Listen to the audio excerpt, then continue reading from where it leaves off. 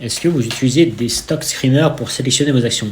Vous savez, le stock screener, c'est une sorte de site, une application. Il y en a des centaines de stock screeners et ça vous permet de sélectionner des actions en fonction de critères, donc en fonction de la taille de l'entreprise, du secteur, de la géographie, des ratios, du bilan, des stats diverses et variées, du chiffre d'affaires.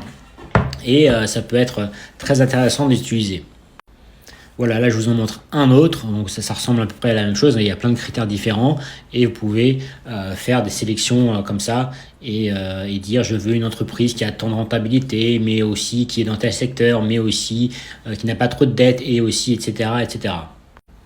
Voilà, encore un autre exemple de stock screener, vous voyez, après ça peut venir avec des modèles ou des formats différents, avec des étoiles, des jauges, etc., vertes, rouges, etc.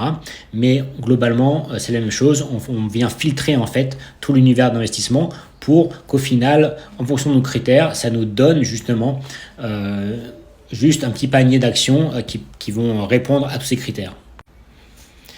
Maintenant, alors celui-là par exemple, c'est celui de Finviz, finviz.com.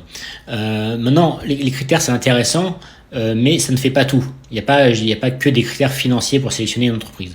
Moi, j'ai élaboré une petite checklist gratuite avec 5 éléments, dont certains petits critères de stock screener, mais pas que.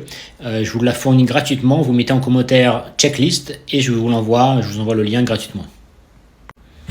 Alors vas-y, écris checklist dans les commentaires, je t'envoie le lien et tu pourras récupérer gratuitement ma checklist pour bien sélectionner tes actions.